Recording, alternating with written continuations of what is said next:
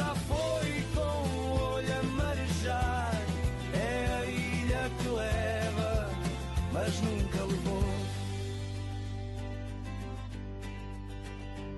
Saudade é dourada a corda,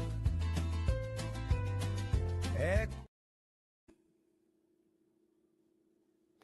Hello, everybody, and welcome to another episode of Saudade Generation Tuga podcast.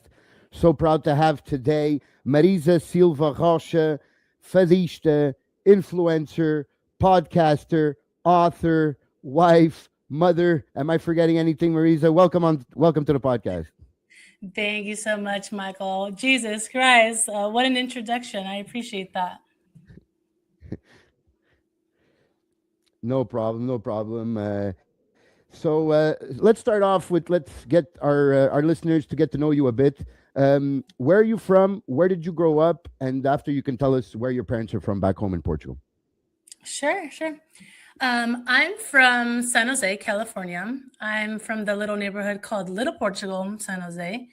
And I reside in Hilmar. So Hilmar is about 2 hours away from the city where I'm from. San Jose is 45 minutes away from San Francisco.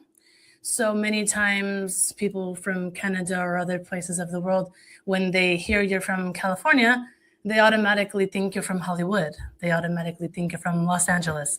But we are like 7-8 hours away from Los Angeles, or 6 to 5 hours if you drive very fast in the middle of the night. So I am from Northern California. And I reside in Hilmar. So Hilmar is a totally different place than San Jose. It is a agriculture town, a very small town. And I always say this joke, where there is more cows than people, because it is the truth. And it's a very beautiful place. It's a very nice town. It has a lot of Portuguese people, has a rich Portuguese culture in Hilmar. So we're very, very fortunate for that. And my father is from Continent. He's from the north of Portugal. He's from Viseu. And my mother was born and raised in San Jose too, the south of San Jose. And her father was also born and raised in San Jose too. So in that regard, I'm third generation born in that town, San Jose. And my maternal, a lot of generations. And my maternal grandmother was from São Jorge. She was from the island of São Jorge, and she was from the village of Manadas. And so we have a very eclectic mix here, right, of different Portuguese cultures and regions. And my husband, he is from Terceira. So he is a capinha from Terceira. So he's very involved with Dourada Corda. And I like your introductory song. You have Dourada Corda in your lyrics. So that was very, very cute to hear. I love that. And you are from Terceira too, or Canada? Yes, I'm both. Well, I'm born in Canada, but like my father likes to say, I was made in Terceira, and both my parents are from Terceira, and they're from the same village. Very nice. So I'm a proud Açorian, but I got a little bit of a bias for Terceira, which is only normal. Everybody has their little bias. It's interesting that you're from Hilmar, because I lived in Hilmar for about 6 months. I worked in Turlock, but I lived in Hilmar. My cousin already passed away. She had a farm in Hilmar, and I lived there for 6 months. So I know how beautiful Hilmar is, and it reminded me, when I got there, reminded me a lot of back home in Portugal when I go to Portugal. So Hilmar reminded me a lot of that.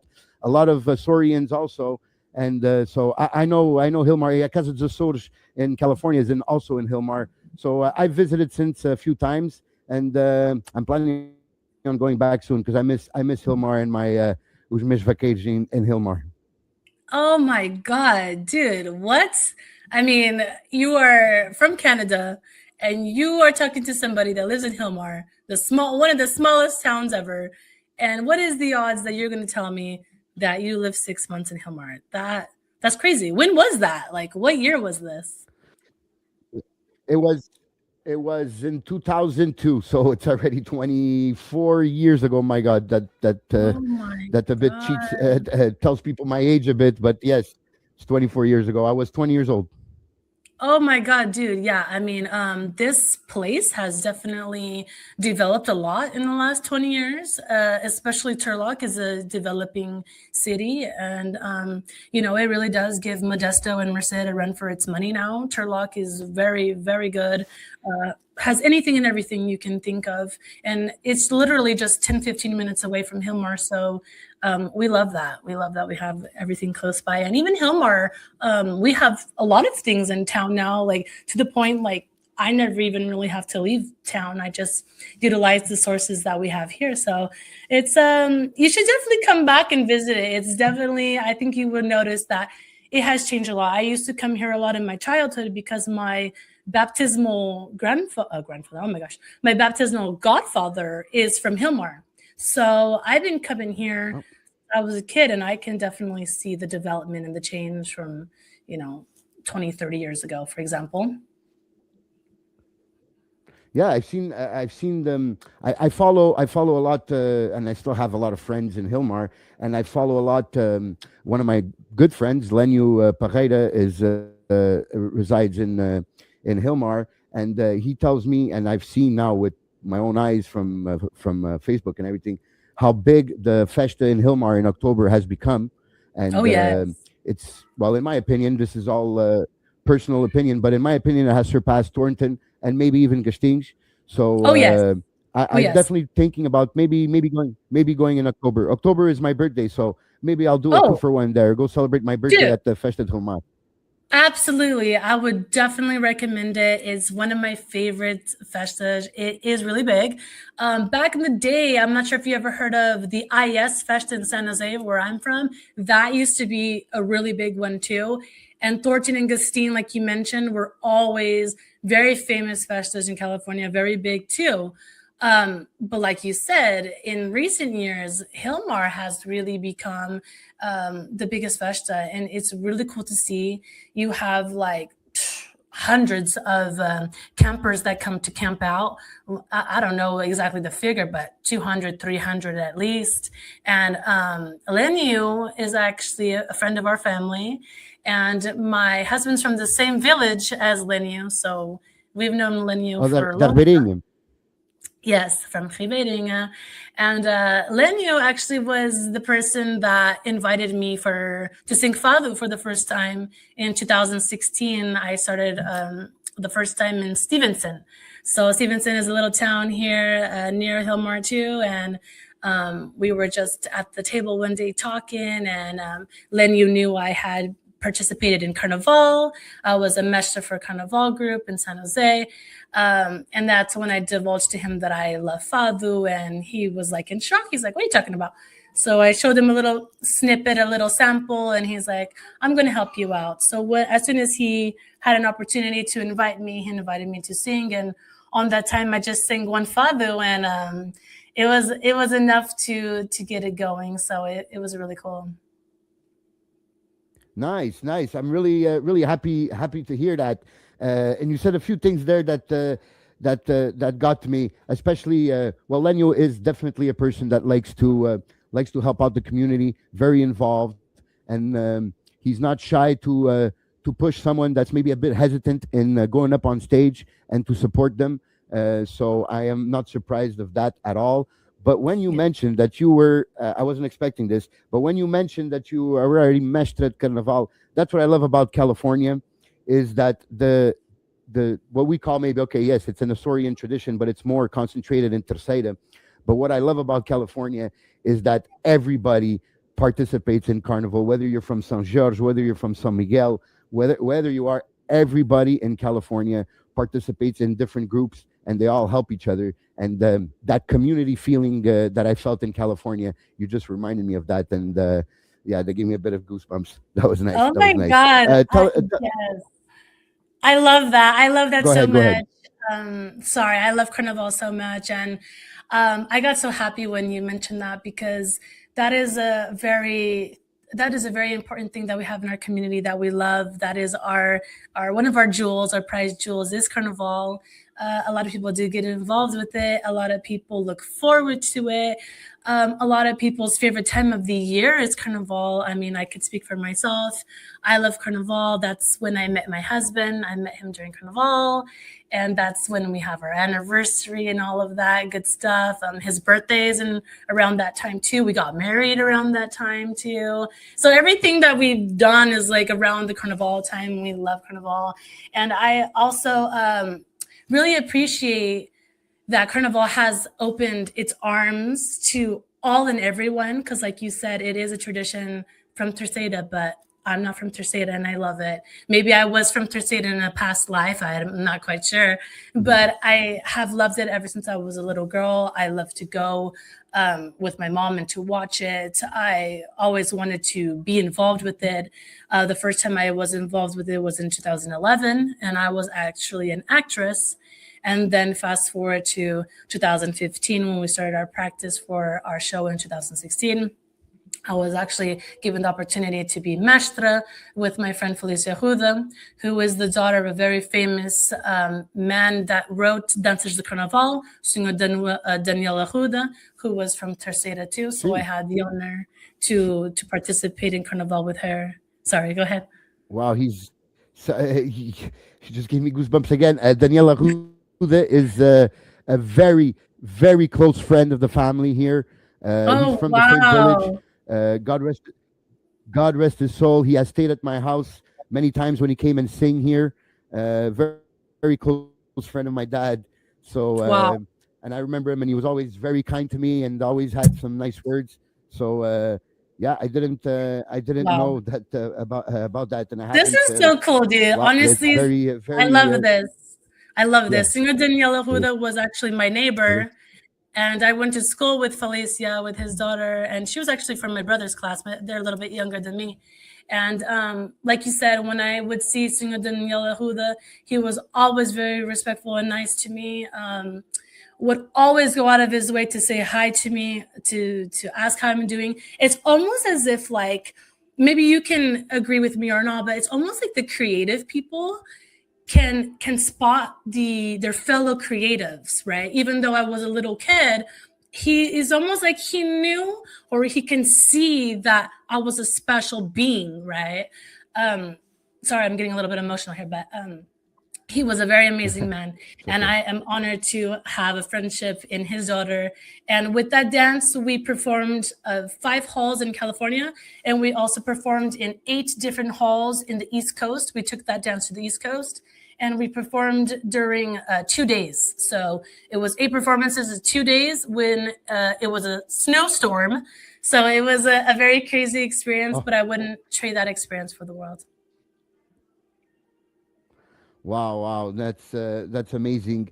So let's get into a bit growing up in San Jose, because I know San Jose has a enormous Portuguese community.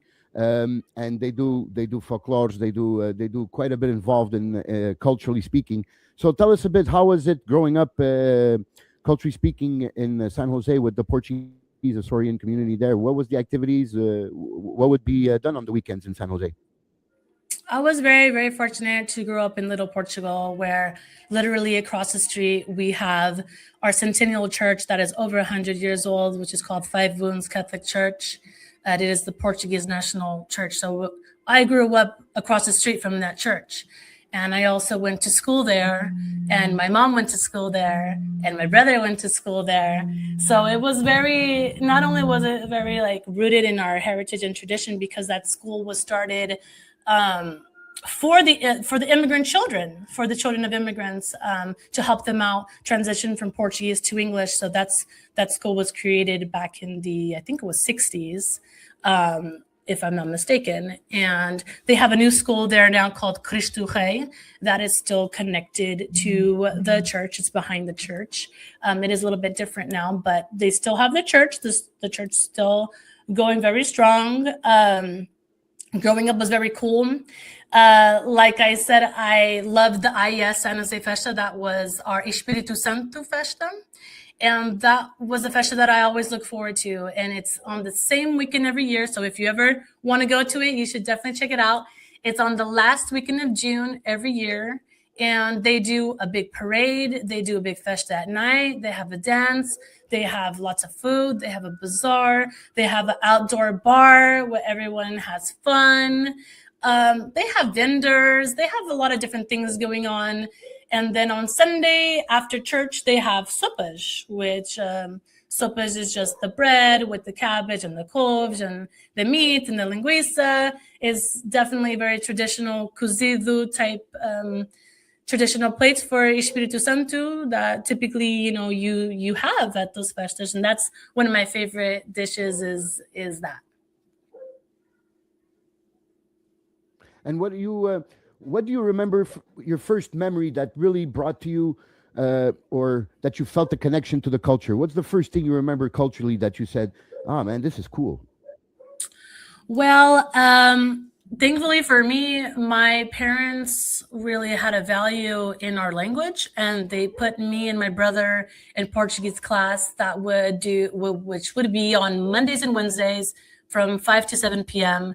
And I went to that school from the age of 5 years old to 13. And then I stopped going to that after school program, Portuguese school, because I went to high school. And then at the high school, I went to San Jose High, and there they had a Portuguese program there.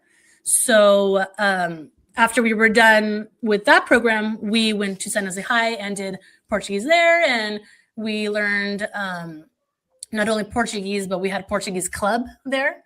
So we had Portuguese club that would do different events. We would also learn flocórico and stuff like that within Portuguese club, and do a lot of fundraisers and cool fun things, and definitely promote our heritage. And I remember just when I was becoming a teenager, really wanted to explore more of that, because at the school I was at, we did have exposure, of course, to Portuguese culture because we were connected with the church that essentially is the Portuguese national church of the town. But I grew up with a lot of different heritage and ethnicities around me. My best friend growing up when I was just a little girl was, Mexican American, and a lot of my good friends in class were Filipino and Vietnamese.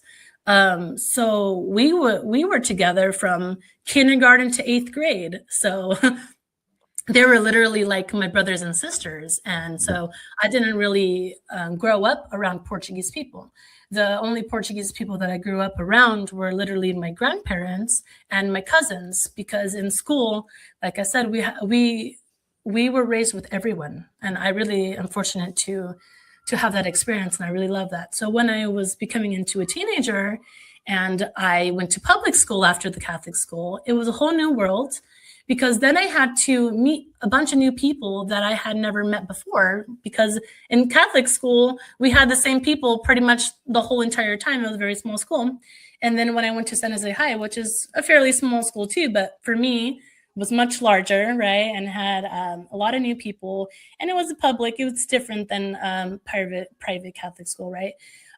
So it was a lot of adjustment, and I was trying to learn who I was. And when trying to learn who you are, you want to sometimes dive deep into your culture, and that's pretty much what happened there. And I found a way. I was like, Mom, I want to go to these festas. Like, how do I go to these festas? Well, can I be a queen or a side maid? And she's like, absolutely not. Absolutely not. And so I'm like, okay, let's think out of the box here. Let's be creative. And so what I did was I joined a Filarmonica, and I learned how to play clarinet, which I am horrible at playing clarinet. Clarinet is not my thing, okay? And even before clarinet, I tried my hardest to learn guitar while I was at Five Wounds, and my teacher was Nelson Ponta Garza. And I could never get the hang of the guitar because my hands are very small. But you know what? We're in 2026, and I saw something advertised on Facebook that they have a special holder now for guitars for girls. So I'm going to kind of explore that and see what I can do there. But yeah, I'm definitely not good with instruments. I'm definitely better at singing. Clarinet was not my thing. And I just pretty much joined Filarmonica to learn something new, to make new friends. And within the Filarmonica, we would go to all the festas on the weekends. So it was the perfect scenario as a kid who didn't know how to drive yet. I would go with my friends. I would go with the Filarmonica. We would go to the festas. I was like 15 years old. It was a dream for a 15-year-old, 15, 16, 17 years old. I was there in that band, Union Popular of San Jose. And I demoted myself because I was so bad at clarinet. I demoted myself and I became a flag holder for the end of that. So it was really fun. But that was a way that I found to find a way to go to the festas. And then after that, when I went to college, I kind of lost touch a little bit with some of my Portuguese people. I was meeting a lot of friends from all different walks of life when I went to university. I went to school in San Francisco, and I went to school in downtown San Jose. So I had a very different variety background of people that I hung out with. And I worked at different places too. And at different places that I worked with, I also made friends along the way. And it's really amazing. All the people from all different kinds of walks of life, different ages, different ethnicities, different backgrounds, different neighborhoods. So I think that's really cool about San Jose is that you literally have everything there, right? Literally have everything there. And it really makes you a well-rounded human being, I would say. Yeah, it makes total sense. It's common sense to me. I want to touch on a few things you said there. Another thing that we have in common, apparently, I also played clarinet in the Filarmonica, and I also was horrible at clarinet. And I was only there to be with my friends and to go to the festas and drink some free wine and some free sopas. That was basically my reason for being in the Filarmonica, which I also demoted myself because when I got to a certain age where, okay, está cafe, agora. What am I doing here, So, oh my God, that's so funny, dude. So I left the band, and also you touched on the guitar. I also have always wanted to play guitar, and I also have small fingers. And dude, and I also saw an advertisement on the. It's crazy. I also saw the same advertisement, I think, about the accord adjuster that helps you. Yes. So I'm also gonna try that out because we pay like we have un group de bailing that we don't have any guitarists here in Montreal that we usually pay to have musicians, guitarists come from Portugal. So I'm like, hey, might as well just try this new accord adjuster and see if I can actually just follow the rhythm with this, and we're gonna try it next year and see if it works or not. But why not? Let's just try these new things out. If it can work, hey, I've always wanted to play guitar, and if that could be the tool that could help me do it, why not? Why not? Dude, yes, absolutely. So do you think that the fact that you were mentioning before of that Portuguese school and after in high school the Portuguese club were introduced you to Portugal's culture a bit, do you think that influenced you later on when you were talking about asking your mom that you wanted to go to the festas and you wanted to dive into your culture? Do you think that helped you carve out that desire later on? Oh, absolutely. Because some of the kids that I was meeting along the way would go to the festas on the weekend. And then when they would come to school, they would talk about it. And I had a little bit of the FOMO, the fear of missing out. And I was like, what are you guys talking about? Like, I want to know what's this all about, and like you said, free wine, right? So as a teenager, we are learning things, we are experimenting. And like I said, I came from a background of a very small Catholic school. And so when I became a teenager, I wanted to try different things, and definitely being in Portuguese class and club definitely pushed me to be in Filarmonica, because a lot of my friends that I was meeting were in the Filarmonica or in Filarmonicas, because San Jose has multiple ones. We have different ones. So I was very interested in that. I mean, if I couldn't be a queen or a side maid, then I'd be in the band because I want to find a way to be in the festas. So that was kind of my way, because my parents were not involved at all. So they were, I mean, we would go to the big IES festival like I told you about, but they were not involved in the day-to-day life. So they were very far removed from that. My mom worked at a school for 20 years, and my father was an entrepreneur who basically worked more so with American people.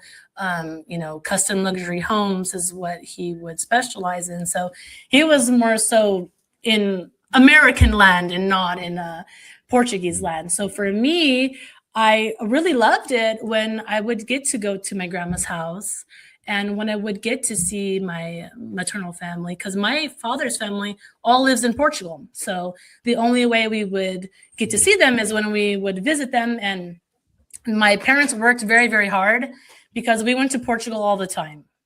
We tried to go every 2 years. And if we didn't go in the summer, then we would go on Christmas time. And I was also very fortunate because I also grew up in Hawaii too. I've been going to Hawaii since I was 5 years old to 30 years old. So I was very fortunate to have that background. My father loved Hawaii, and he had business there and he had properties there. And so from the age of 5 years old to 30, I would always go there. And my oldest daughter, she already went there a few times too. And I took my husband there a few times. But we haven't been there for the longest time. We haven't been there for 6 years. So I miss it a lot. But that's a fun fact about me that a lot of people don't know.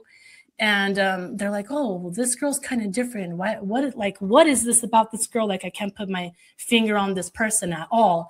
And I think it has a lot to do with Hawaii too, because Hawaii, once you become immersed with the culture of Hawaii, it becomes a part of you, and it becomes like a part of your DNA. Like, it literally becomes, the aloha lifestyle is something that definitely has a big influence on the person. And it captivates you and captures you, kind of like the fadu too. Once the fadu claims you, and once the aloha spirit claims you as their own, they will never let go of you. Even if you try, it will never let go of you. So it'd be fair to say that Hawaii and Fado have helped carve out the woman you are today? Oh, absolutely, without a doubt. Absolutely, without a doubt. I love Hawaii so much. I literally think of it as my second home. All of us do. My father, my mother, me, my brother. It's something very dear to our hearts. And when I was a teenager and in my early 20s, I would take all my friends there. We would go to trips.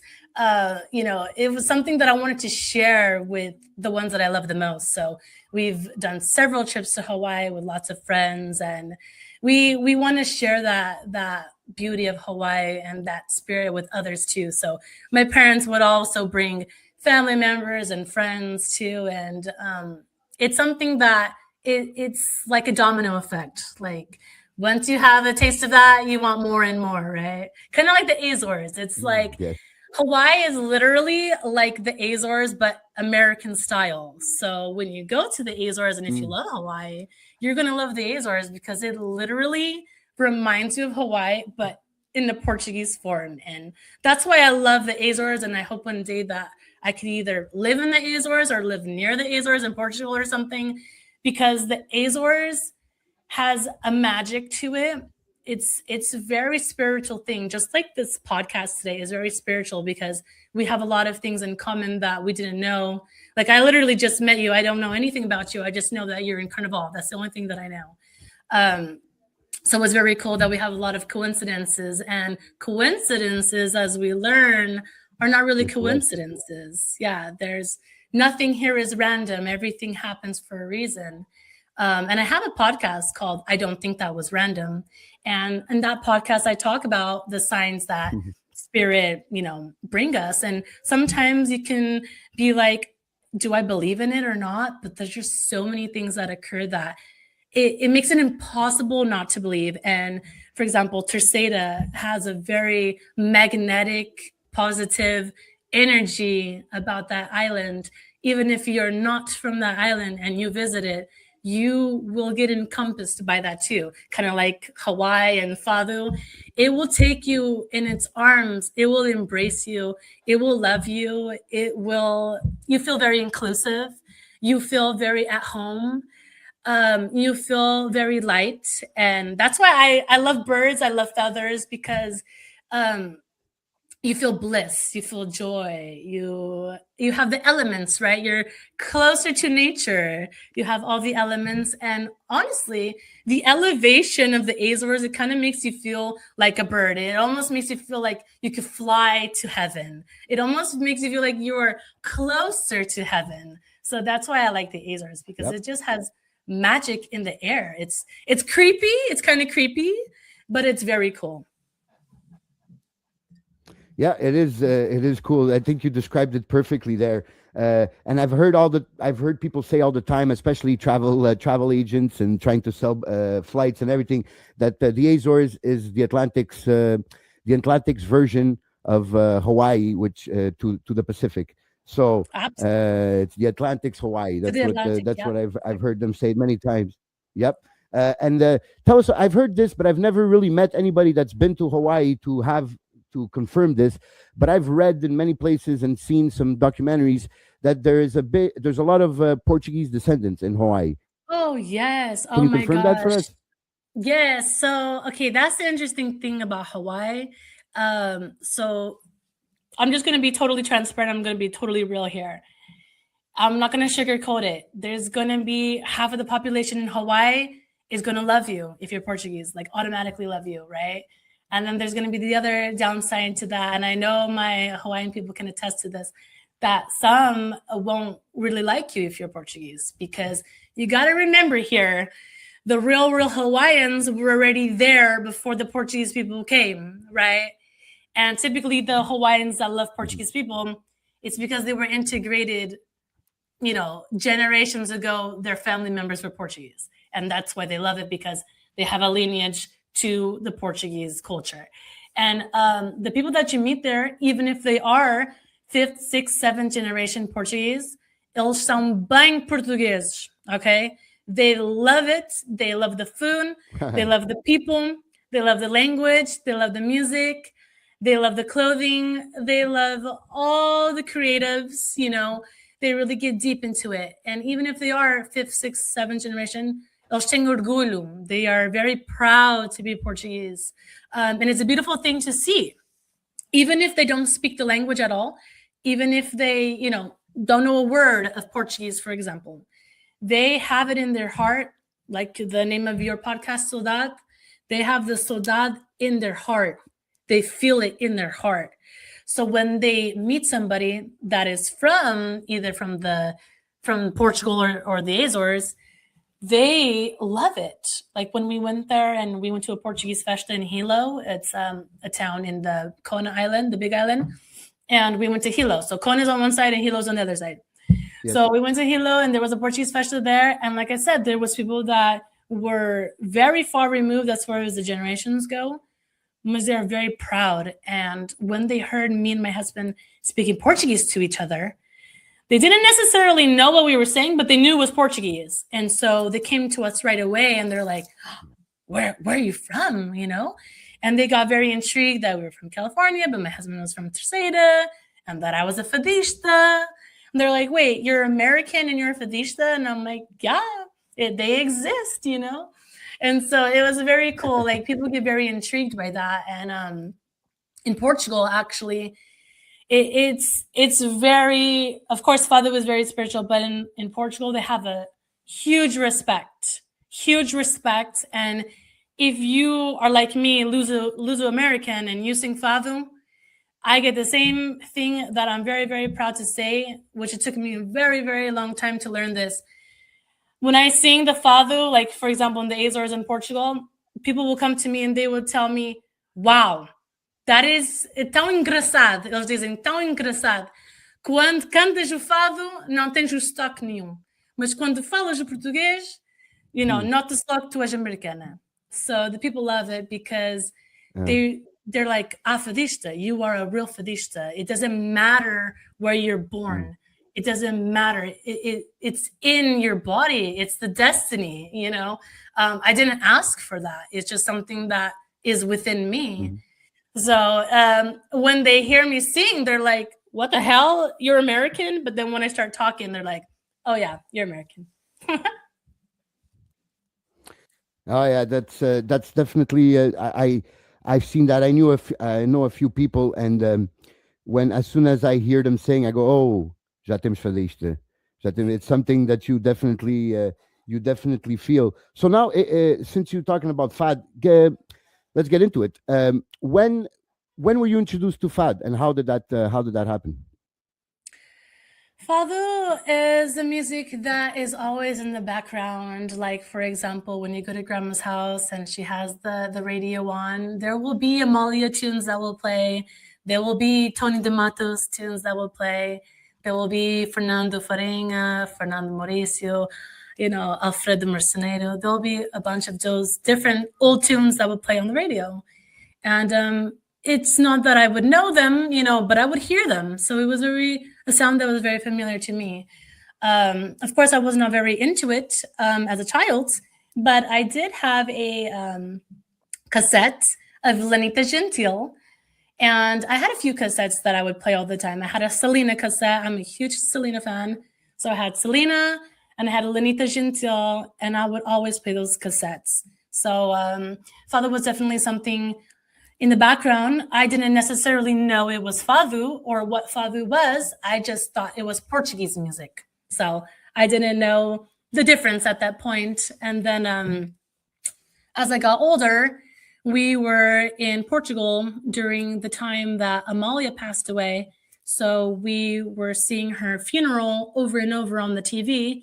And we didn't really have too many channels. And the channels that we did have would always be showing the Amalia funeral, would always be showing the playbacks of her concerts, of her live performances, of her movies, of her interviews. I mean, the list goes on and on.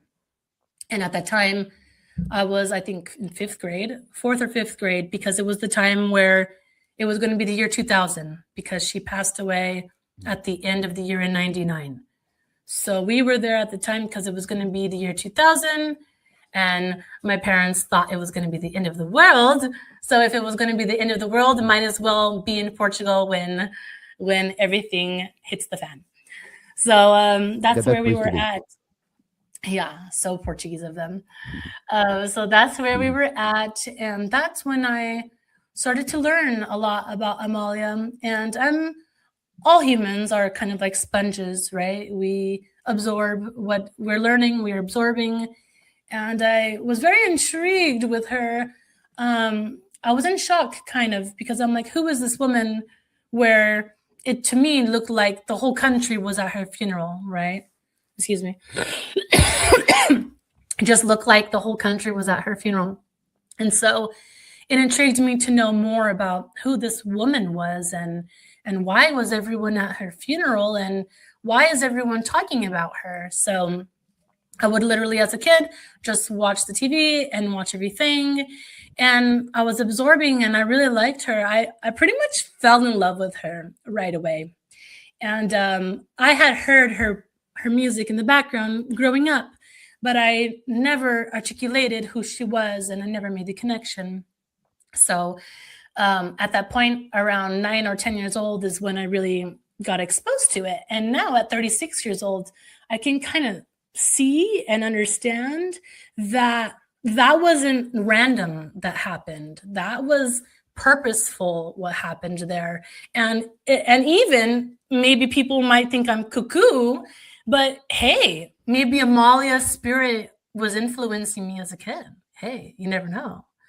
And I was actually, it's like, it goes back to what you were saying before. There's no such thing as coincidences, right? Yeah, exactly.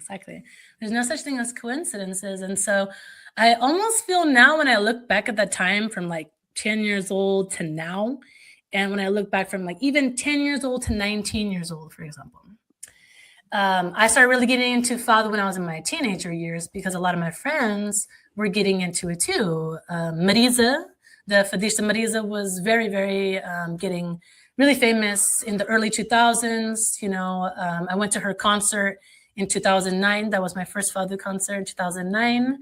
I was in Santa Cruz, actually, Santa Cruz, California, and I went with my parents, and I sat right in the front. And I got to have the real Fado experience at 19 years old, 2009, right in the front, sing Marisa and sing Angelo, who plays now for Sara Correia, very famous guitarra portuguesa, and all the other musicians that were there.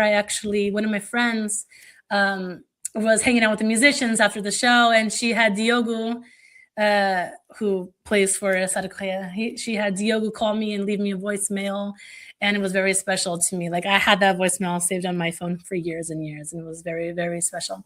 And I just really loved it ever since then, but I was very nervous to sing. I was very timid to sing. I have loved singing since I was a kid. I participated in some talent shows, nothing major, just school talent shows and stuff like that. And I definitely did have a talent for singing. My mom has been in the choir for over 50 years at the Five Wounds Church. And, probably my voice comes from her because she's the one that has the singing talent.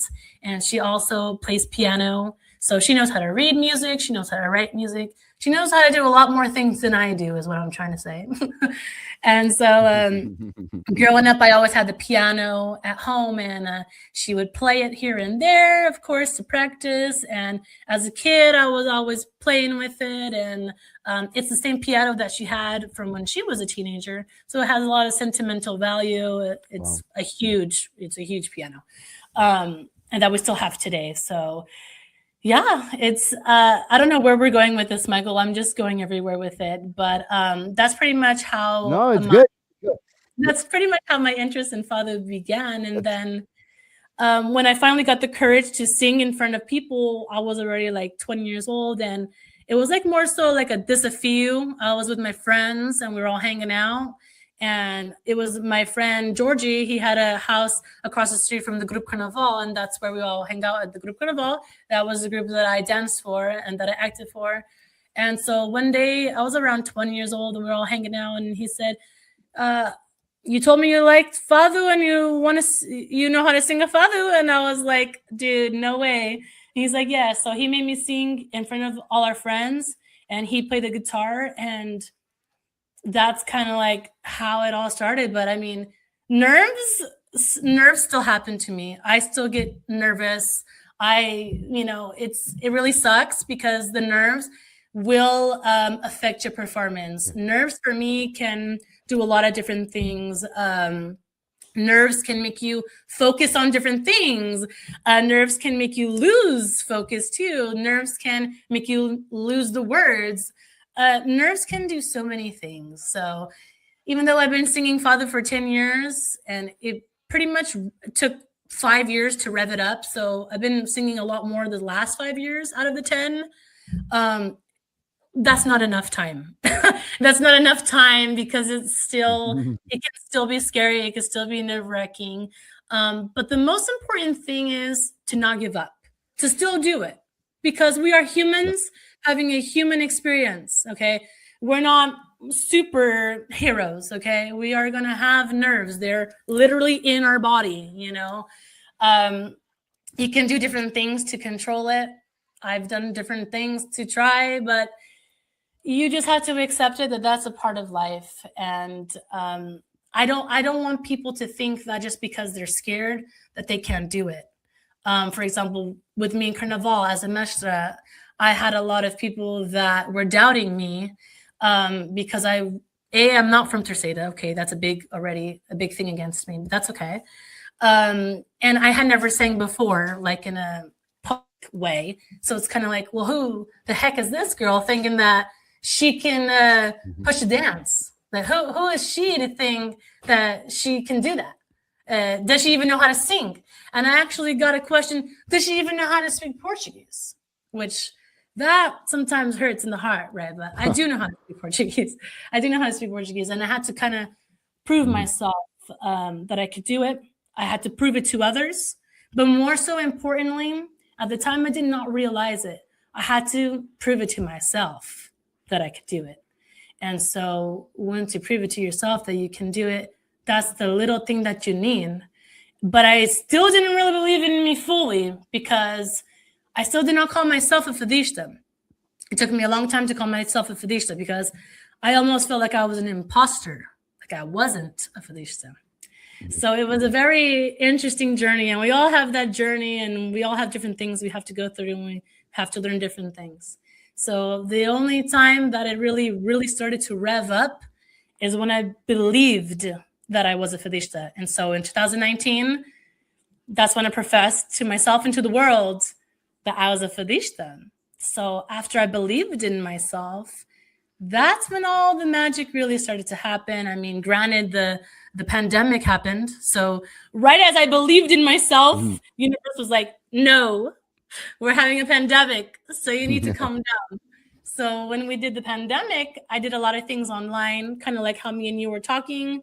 I connected with a lot of different people online. I would do singing things online, singing shows, and that really helped me share my voice. And it also helped with the nerves too. So I would do Smule. Smule was an app of karaoke, and I met a lot of people through Smule, and we're still friends to this day on Facebook. We keep in touch, and Smule was a big, big thing at the time. And I have to give credit to Smule because if it wasn't for Smule, I don't think I would be where I am today because it really helped me with my nerves and like singing and looking at yourself and understanding that and having control over that. It's all a learning process. And like I said, I'm still learning every day. I'm going to be learning till the day I die. You know, all of us are going to be learning till the day we die. So it has definitely been a learning thing. And when I first started Fadu, the thing that was embarrassing to me the most was two things. Was that I was more so like a funny character, and having to be vulnerable and be emotional was something that I was very unfamiliar with.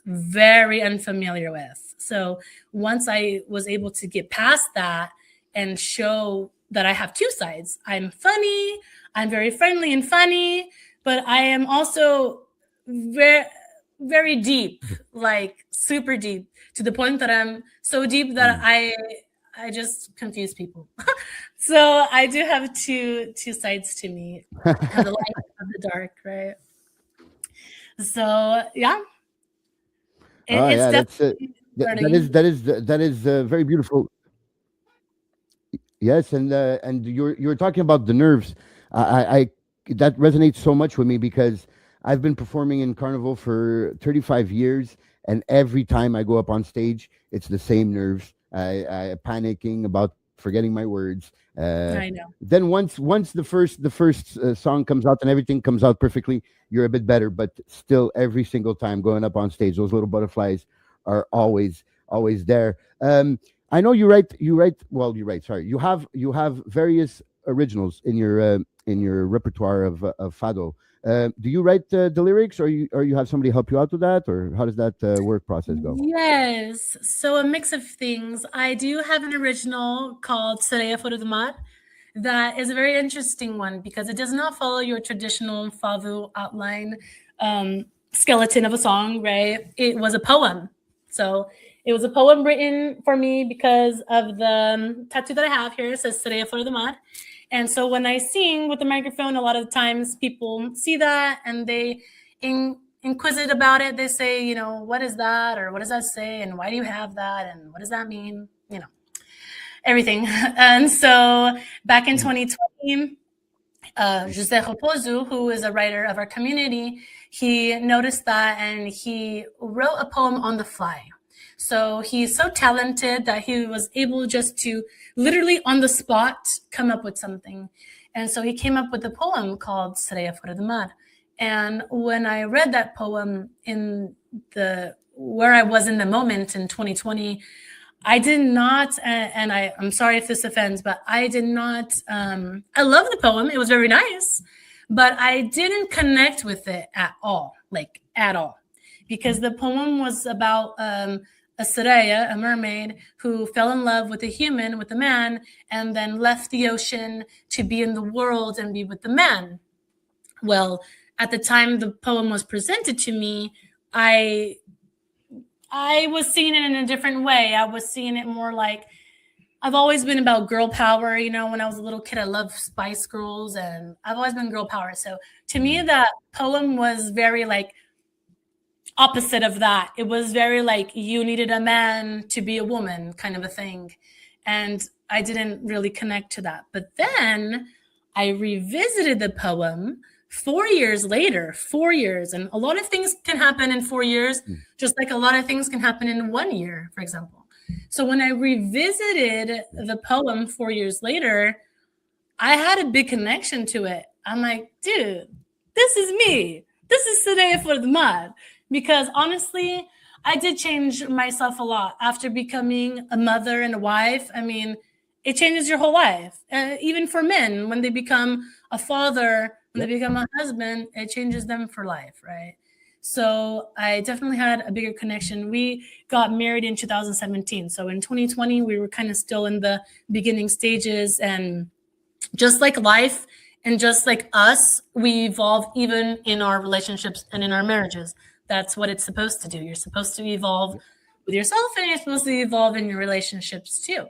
So in 2024, I felt a very big connection to that song, and I was able to make music to the song. And then I made a music video to the song, and I dedicated the song to my husband. So that one was a very special one written for me, and that one is a poem form. So when you listen to that, Fadu, please have an open mind, because it is very out of the box. And I had my producer put some ocean waves in there to give some effect. It's very cool. It's a very cool song. It's a very beautiful song. I dedicate it to anybody that has a love, who's ever had a love. I mean, it's better to have loved than to have never loved, for example. So if you have ever had a love before, that's definitely a song for you. Saudade for the Mud. And then my other songs, I wrote them myself, and they are all originals. But I am definitely open if anybody has poems or anything they want to explore with me. I would totally be down for creative collaborations. I mean, the sky is the limit. Now we have so many resources and so many tools. There's so many things online that you can buy beats. You can buy beats, or you can make your own beats. You can get a beat and then make real musicians play it and learn it. There's so many things nowadays that we can do, and it's all fun. It's all a big old world out there. And I think every day that we have here on earth is a blessing. So yeah, people might think, oh, what is she doing now? She does too many things. That girl is crazy. She doesn't know what she likes. She doesn't know what she wants. But no, I know exactly what I like. I know exactly what I want. And that's why I do so many things, because I like it all.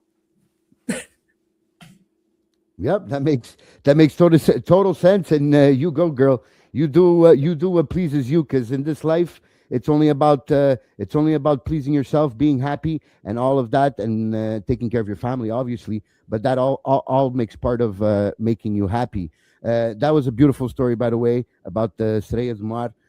I think that Fado is just about that. It's about displaying your emotion and telling a story. And I think that this story that you just said here on the podcast is totally beautiful, and it makes perfect sense to the song that is Saudade do Mar. And being Fado, being a Fadista, brought you to a special vacation last year, and a special performance that you did in São Joaninhas at nas Festas São João, one of the biggest festivals in the Azores. So tell us a bit about that. How was performing São Joaninhas, na Praça Velha, right, that you performed? Yes. Oh my gosh, Michael. Honestly, when I think back on that time, it's so emotional for me. It's so emotional. I can't even believe that I had that opportunity. It was such a big, beautiful festa. It's one of the biggest festas that the Azores has, and I'm still in disbelief. I mean, it happened almost a year ago, and I'm still in disbelief that it happened. And it was very special. I have the Angra, the Câmara de Angra to thank. I have Mary Lou Lawrence, who invited me to thank for believing in me. And I actually rewatched the performance the other day. And like I said, it's almost like I wish I could redo it almost, because the nerves were definitely there. Granted, I didn't have too many mess ups. I had like 2 mess ups, one for 2 of my songs. So one in one song and one in the other one. But it's the most important thing is if you mess up, just keep going, because mostly the audience will never know. It's sometimes it's only you that knows, or just the people on stage that know. But you got to keep going. And I think that's the most important thing. Like if you mess up, we're all human, right? For example, I went to go see Carmino, and she messed up, and she was actually in shock to herself that she messed up. She said she never messed up, but there was a first time for everything. So she messed up on the show that I went to go see her in Stanford. And then Kamane, Big Fadista, he also messed up a lot when he came to Gustine. He messed up so much. But that's just a reminder that we are all human. Even the biggest Fadistas, okay? Even the biggest ones, even Marisa, Anamore, Sara Correa, we're all human. We're not perfect. So that thing will happen again. So when I rewatched the São Joaninhas, even though I love it so much, and it's all a learning thing, right? It's all a learning thing. It's just those nerves sometimes, they really attack. And especially if you are American born and you're singing Portuguese in a different language, it's even harder for us, right? And when I first sang Fado, when I first began, that was the thing that I got criticized a lot for in the beginning, is that my diction was horrible, my pronunciation was horrible, and people could not understand what I was saying, which that is a big problem in the Fado. Because if you're going to sing Fado, like you said, it's a story. It has to make sense. It has to touch the people. So I worked very hard in my pronunciation and in my diction and my dynamics too, because in Fado, dynamics is so important. So I worked very, very hard on that. And so now, like how I mentioned, when I sing in Portugal the Azores, they say to me, wow, I didn't even know you were from America, because when you sing, you can tell. And so I'm very proud of that. I'm very proud of that because it took me so long to get to that point. Like literally, people cannot understand me before, and now they understand me now. So I get very happy with that. It's a very, I'm a very good example to all, because children of immigrants, if you want to sing Fado, or you want to be in Carnival, and you say, I don't speak good Portuguese, dude, never give up. Keep trying every day. It will get better. It will literally get better. Yesterday, I posted a very vulnerable post. I posted one of my, first gigs in Fado, and I can literally say to you face to face, I suck, like not suck. I mean, you can hear the potential. You can definitely hear the potential. But to watch that from 2017, and if you watch me in São Joaninhas to 2025, the confidence factor is everything. The confidence needs to be there, especially to take over a stage with thousands of people watching you. Like in Hilmar, I sang Fathers for Hilmar 4 years in a row, and we always have about 500 people that come to watch that Fado. And for São Joaninhas, I believe it was double or triple that. So if you can only imagine, to kind of keep your nerves in check, right? And it was a big opportunity. It was a dream come true for me. And on that stage, like when the instrumentals were going and everything, and I was just inside myself thinking and really like I'm getting emotional here, letting Terceira like really hug me. It was beautiful. And I actually kind of made it like my 10 years. It was like 10 years of singing Fado. And I felt like that was universe's gift to me. Wow. Kind of like saying like, hey, you made it, right? Like the year before that, in 2024, I sang in São Jorge, at Manezinho, and I sang at the old Fado bairros, like Bairro Alto, Alfama, Chiado. I sang at my dad's father's house in Viseu. It's not my dad's father's house, but the father house that pertains to Viseu, where my dad's from, Pinguinhas. So everything has a reason, right? So that all happened in 2024, and that prepared me for 2025, which was the biggest fest of the Azores, which was São Joaninhas. So everything has a rhyme, everything has a reason, and I almost felt like that was a big present to me from universe, from Fado, maybe from Amalia, maybe just from God, to say thank you to me. So yeah, it was a very good experience, I would say. Nice. So it's safe to say that the people, you were well received. The people were respectful and appreciated the performance.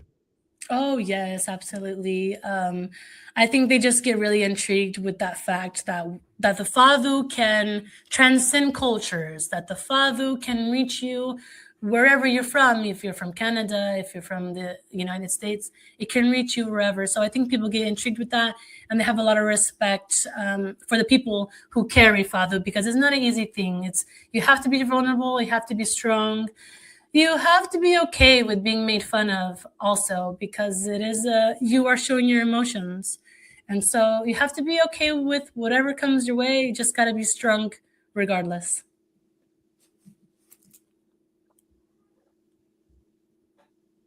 Yep, yep, perfectly well said. And how was this is how I actually got to know who you were, was from your videos last year, when you were accompanying and supporting your husband during the touradas while your husband was being a capinha nos touros. Yes. How is that to be the wife of a capinha? Do you get nervous? Do you get scared sometimes? And how was the experience in Terceira? You know what? I'm so happy you brought that up, because that is also a big part of me, is getting to film that and getting to be there. I That's a big passion of mine. And so I'm really, really happy that you told me that my bullfight videos reached you, because while I was in the Azores this past summer, I got like, I think it was 2,000 or 2,500 new followers just from the 3 weeks of being in Terceira, Hmm. which was like such a big blessing. And it was not only from Wow. São Joaninhas. Yeah. It was not only from São Joaninhas. It was literally because of the bullfights. So it was a big mixture of things. People were very curious about us because, we have Hildbrand, that's a Capinha, and then you have his wife, that is a Fadista, that's going to sing a São Joaninhas. So we had a lot of curiosity, like a lot of positive energy and curious energy. And I'm very thankful for that, because I never had that before, where, in a very short amount of time, I got so many followers, and it was very organic. It was just because they literally liked bullfights and they wanted to see my videos. And I do it in a different way. I play with it a bit. I slice and dice it. I sometimes speed it up or slow it down. I crop it. I do different things. I put music on it, and I really have fun with it. Like, life is about having fun, and once you stop like taking yourself so seriously, which I had to do because I was like a chronic people pleaser. And so once you kind of extract that from the equation and you just literally do whatever comes to your mind, whatever you like, whatever you love, and the ideas don't come from us, they come from somewhere else, right? So just ride that wave wherever the ideas come from, just ride that wave. And so bullfighting has been an amazing outlet for me to be creative. I love bullfighting. I've actually loved bullfighting since before I even met my husband. So it's very, like I said, like nothing happens randomly. This is all a very interesting puzzle of life. I've been going to touradas since I was 16 years old. And oddly enough, all my boyfriends were from Terceira, and all of them love bulls. So I didn't have too many boyfriends. I only had two before my husband, but they were also from Terceira, and they also love bulls. And it's kind of like a gradual thing. Like, now I'm with the actual bullfighter. So it was like the weirdest progression of life ever. Yeah. And this past summer, I got to go to a real bullfight at the Praça in Terceira. And oh my God, that is a very Yes. spiritual experience. I love it so much. It's amazing. Oh, yes, it is.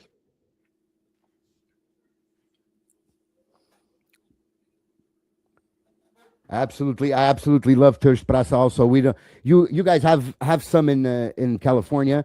Us, unfortunately, in Yes. Canada, we don't. It's a bit different, obviously, because it's a bloodless bullfight in California.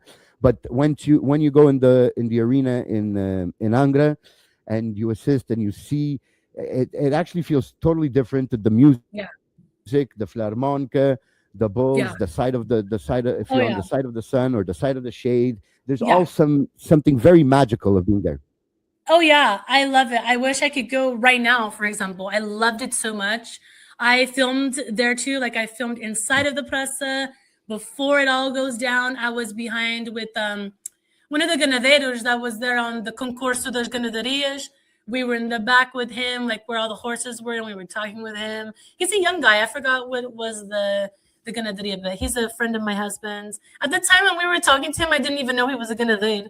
And we were just talking to him about the horses and everything before the event.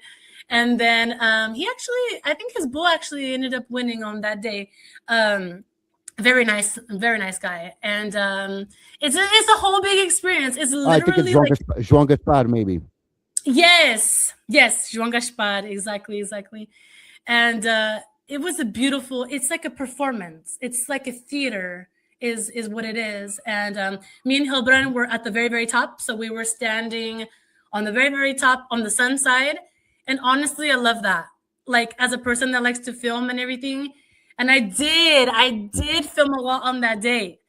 But I was so scared to post it because Facebook will ban you. And, banning is just so inconvenient. Oh, yes. For example, I got banned for 2 months for posting a Jesus post back in January. And I was banned until like almost April, the end of March. Yeah.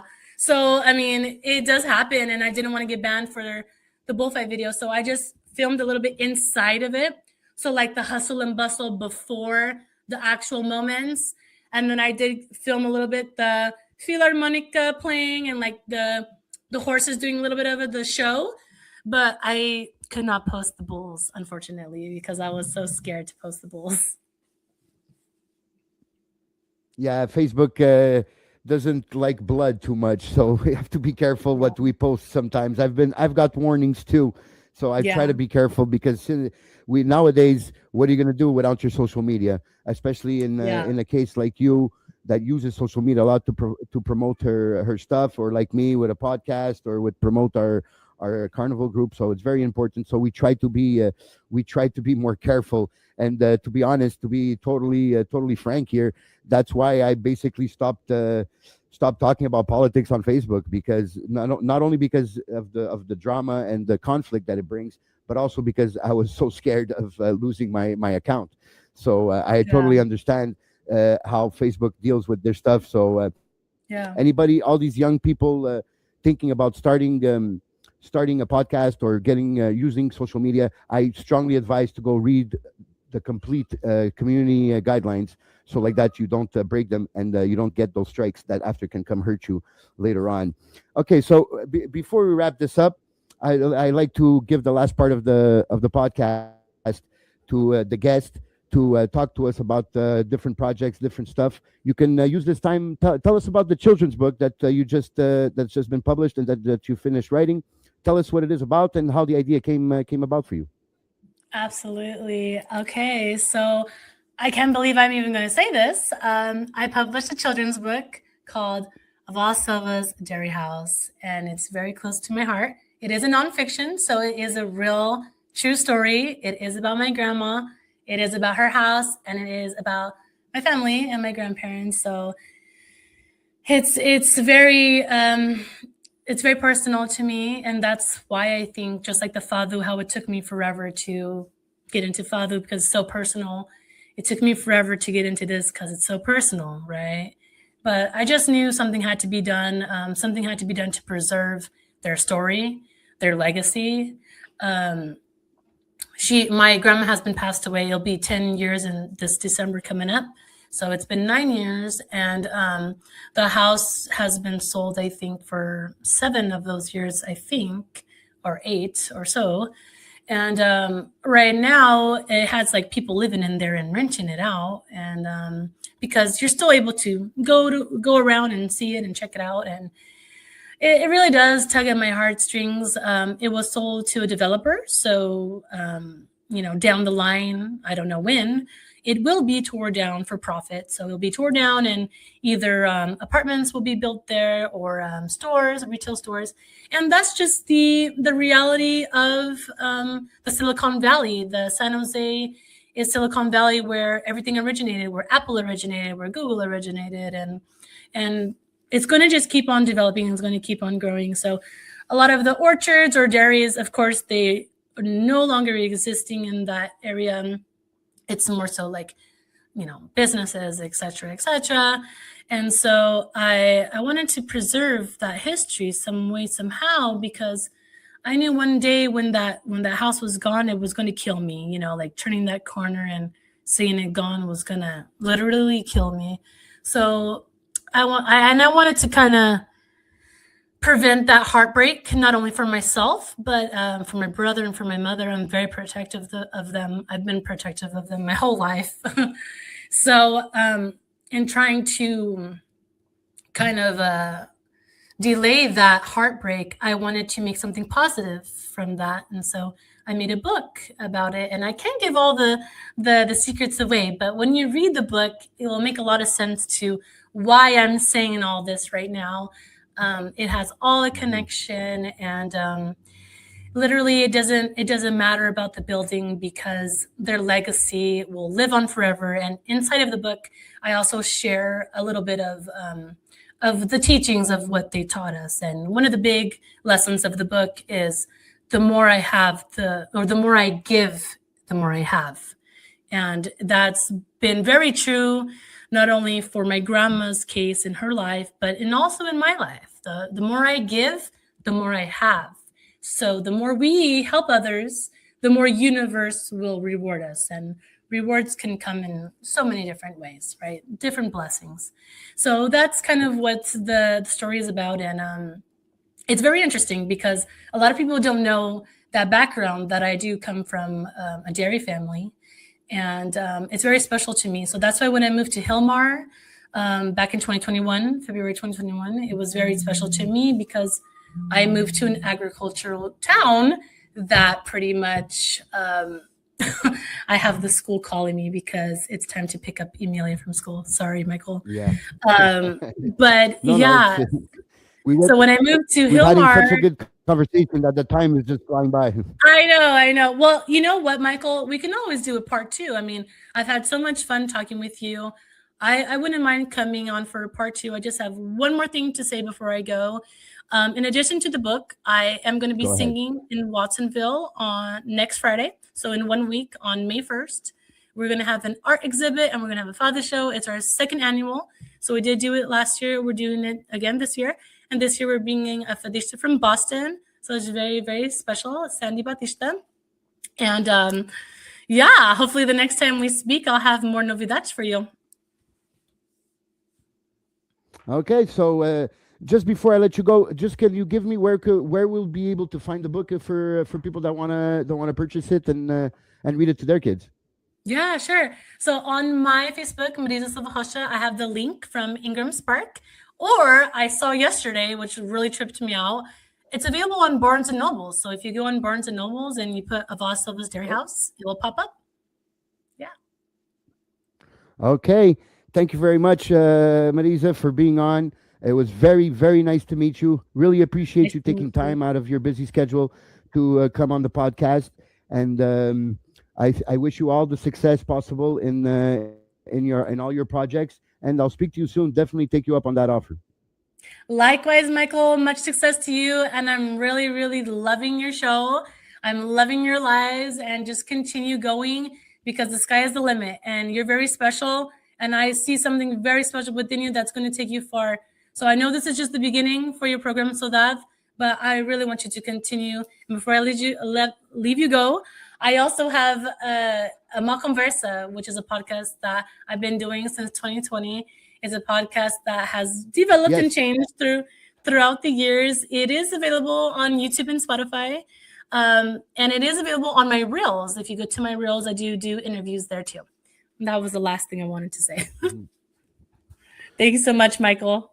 Okay, sounds good. So I'll let you to your busy day. Thanks a lot again. And guys, thank you for coming on Saudade Generation Tuga. And I'll see you guys soon. Até já.